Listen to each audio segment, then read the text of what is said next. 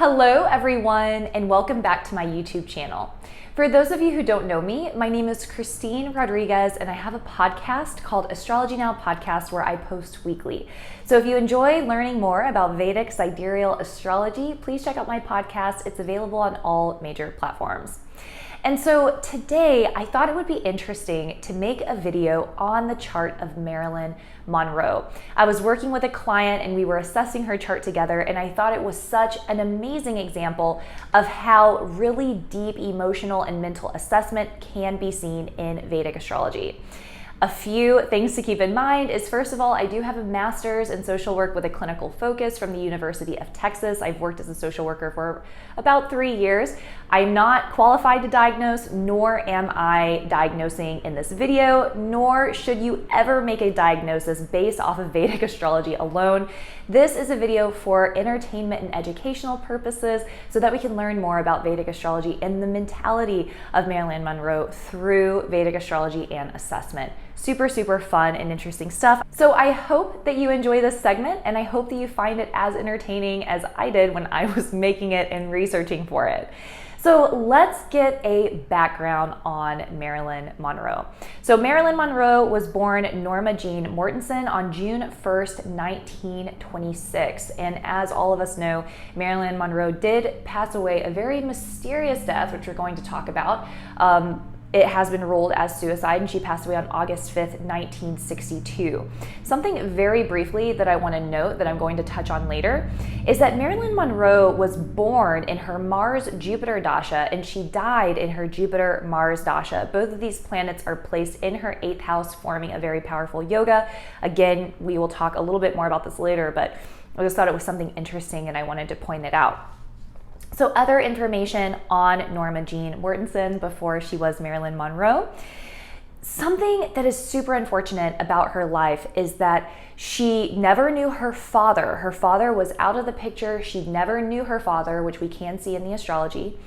And her mother was in and out of mental asylums. Her mother was incredibly unstable and never able to fully take care of Marilyn Monroe the way that Marilyn deserved to be treated.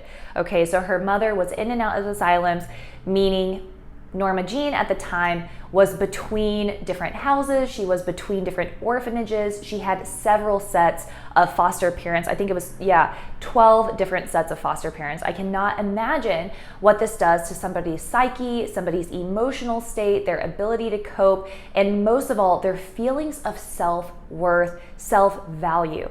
I think that in our years growing up, with our family, this is when we really develop that feeling of security, feeling independence, feeling self-worth, feeling confident.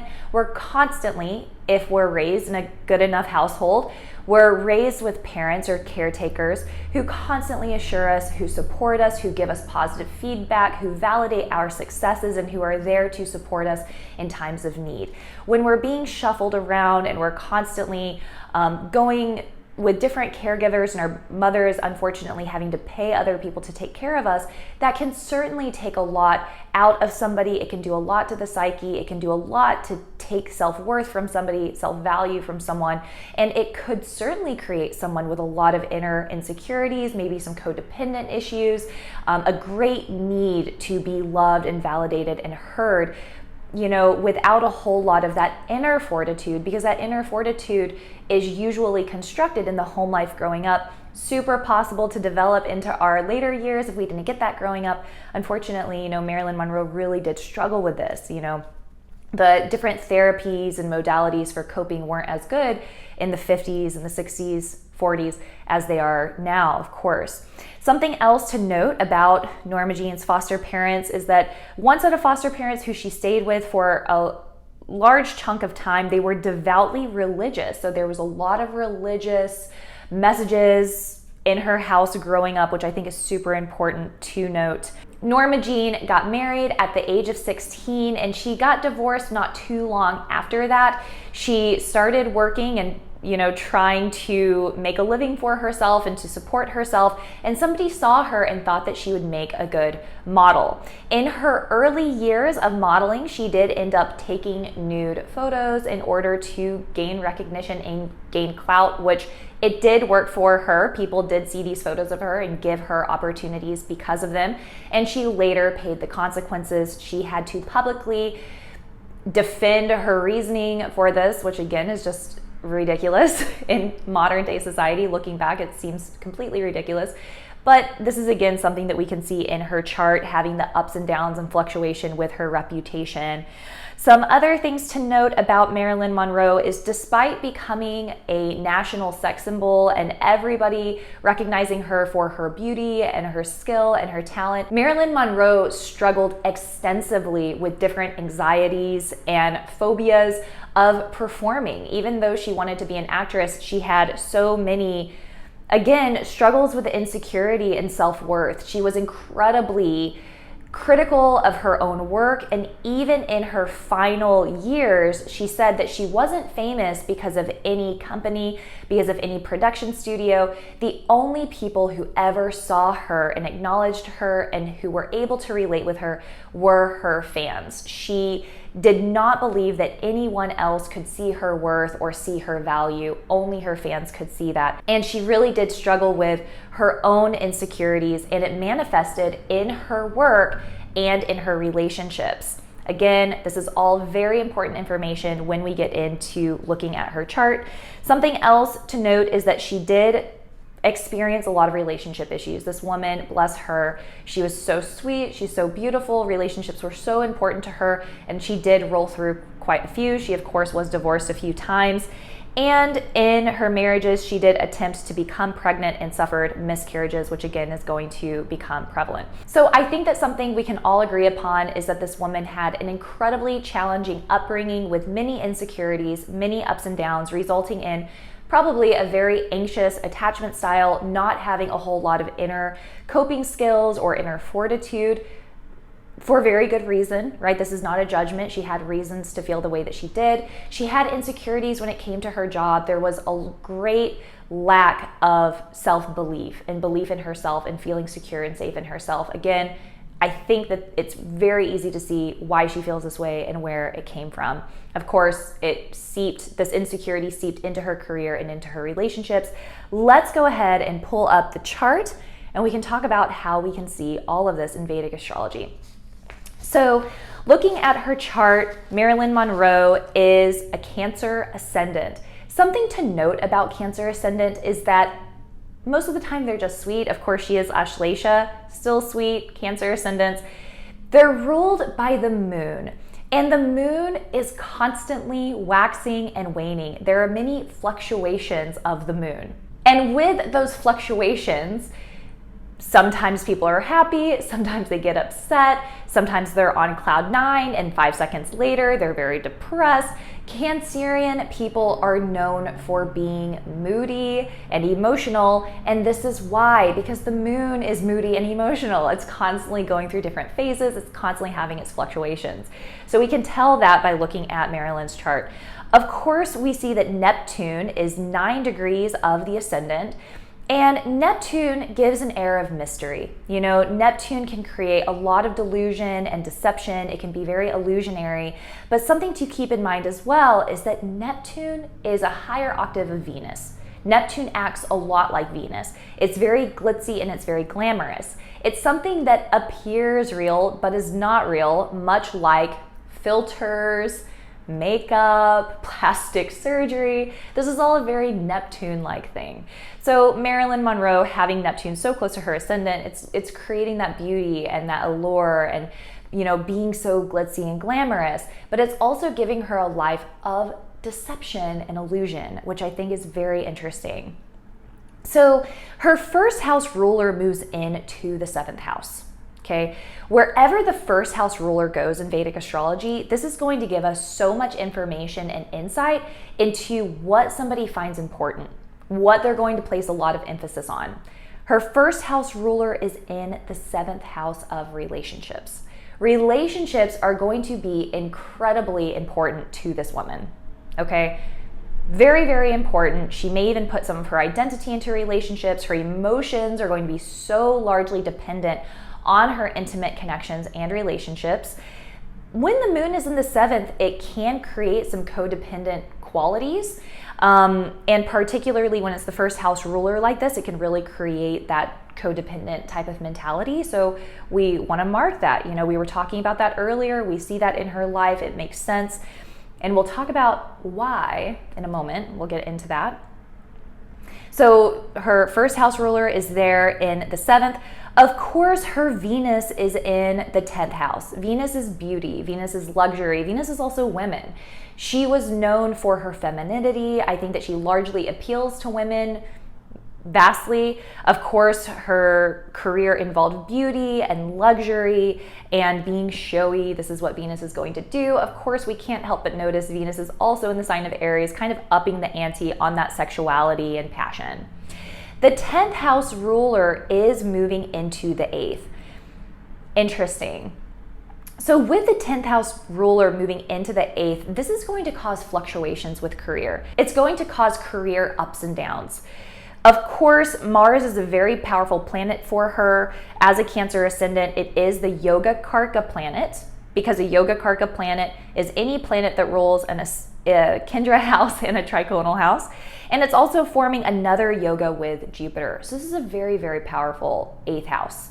Remember, she was born in the Mars-Jupiter dasha, and she died in the Jupiter-Mars dasha. So this 8th house is incredibly powerful and incredibly potent in 8th house matters, transformation, change, life and death. Really, really interesting stuff. It's also giving her a lot of charisma. It's giving her a lot of sexuality and a lot of sexual prowess, but it is doing a lot to give insecurities. There's a lot of ups and downs that come with the 8th house. There's a lot of suffering. This is a Dastana house, so there can certainly be these issues. Of course, Jupiter is the 9th house ruler. The 9th house ruler is the house of the father. Okay, so 9th house is the house of the father. 9th house ruler moves into the 8th. This can be the loss of a father, because the 9th house is the house of the father. 8th house is the house of loss and separation, maybe even death. Loss of the father can be seen here. Of course, the Sun and Mercury there in the 11th has to do with her reputation and being famous and having a lot of notoriety. We could talk about the 11th house more, but the purpose of this segment is to really talk about the emotionality and analyzing someone emotionally. And so when we're looking at someone emotionally, psychologically, mentally, some of the really important things that we're going to want to focus on are the moon, because that's your mind and how you think and how you feel, super, super important. We also want to look at things like the 4th house. The 4th house is the house of our inner emotions. It's the house of inner security. It's the house of our own inner world.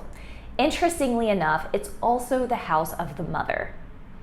As we were talking about earlier, so much of our inner fortitude and our inner security comes from how it felt growing up, how we were treated from our caregivers. Okay, so looking at the 4th house is going to be so important when we determine what someone's inner security is like, and also what their relationship with their mother was like, or a maternal figure. So we're looking at the moon. So they're in the 7th. There's going to be some codependence for sure with that moon there in the 7th house. It's also being aspected by Neptune.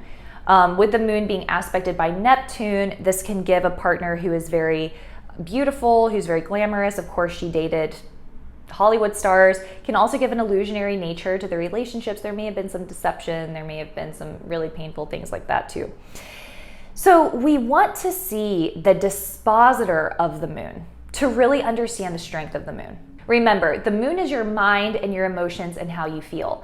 So the structure of the moon, the fortitude of the moon, is also going to be determined by the dispositor, by the house ruler. So we want to see where that house ruler goes. So for her, the house ruler is Saturn. Saturn moves into the 4th house, the house of the mother and the house of our inner sense of security.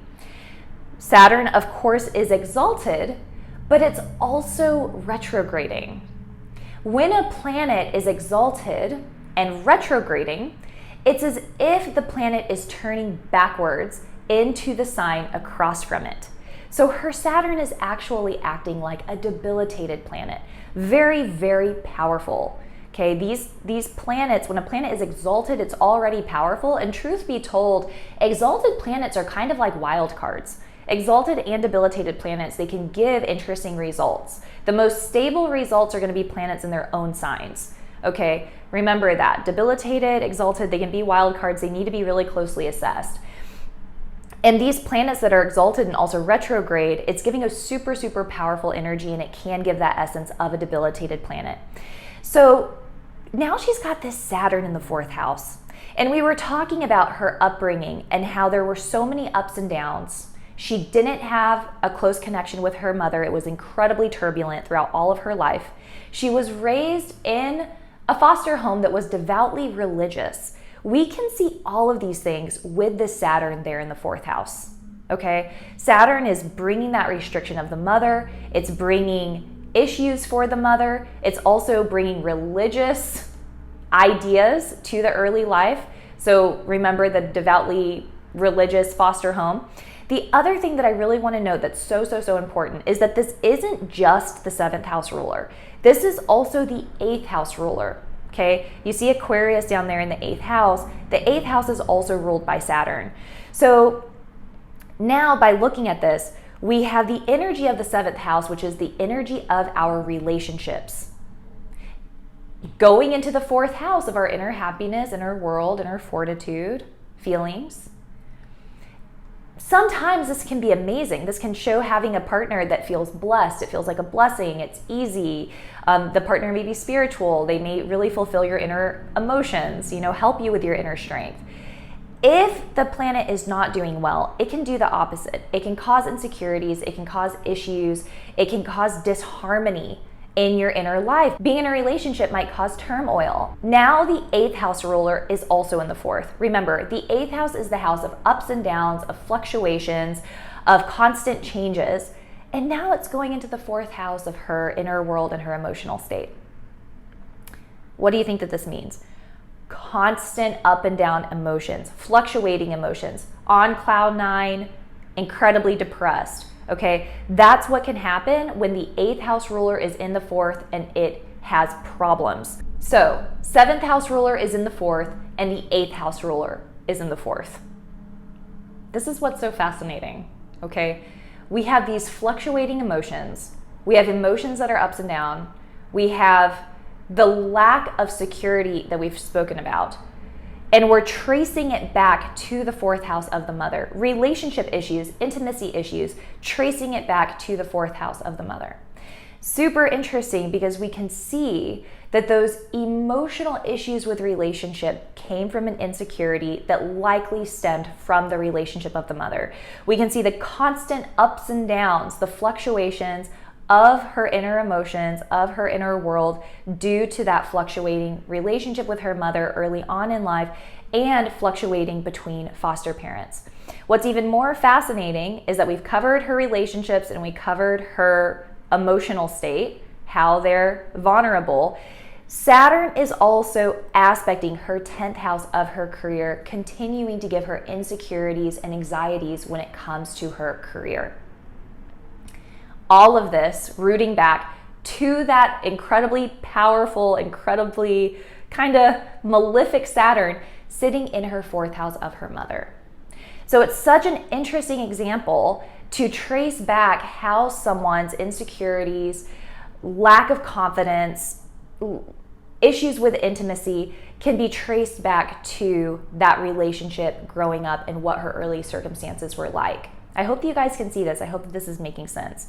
The other thing that I want to note is that Saturn and Venus aspecting each other is incredibly powerful. I do think that this is contributing to part of her success and part of her discipline and success, but it is massively giving her that inability to see her true worth.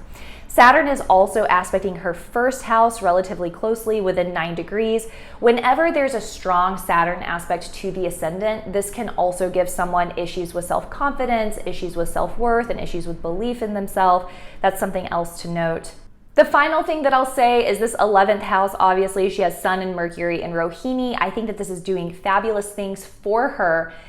And the ruler of the 11th house is Venus. It's also being aspected by Saturn, and that 11th house is being aspected by Mars, which I think will give her some of those issues with reputation and having to stand up for herself and explain things that no woman should ever have to explain. The other final thing, the second final thing, is that her 5th house ruler is also placed in the 8th house. As I was mentioning, Monroe tried to have children. She tried to become pregnant, and unfortunately it resulted in miscarriages. Having the 5th house ruler in the 8th, it's taking the 5th house energy of creativity and children into the 8th house of loss and separation and things like that. So this is also contributing to why she was having issues with conceiving and maintaining her pregnancy and all of that stuff. So much can be seen through Vedic astrology. So I hope that this was helpful. I hope that you learned something new, but most of all, I hope that it inspires you to look at Vedic astrology in a new way.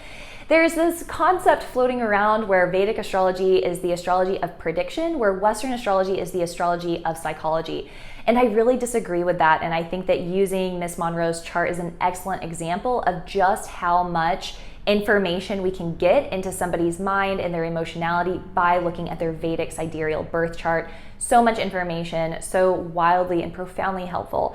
So again, I hope that you enjoyed this video. I do hope that you got something out of it. If you'd like to schedule a reading with me, you can email me at astrologynowpodcast@gmail.com or visit my website, which I'll link here. I also have a program coming up called the Inner Knowing Vedic Coaching Program. Again, you can go to my website to learn more information. Until next time, my name is Christine Rodriguez. Thank you so much for stopping by. I'll talk to you very soon.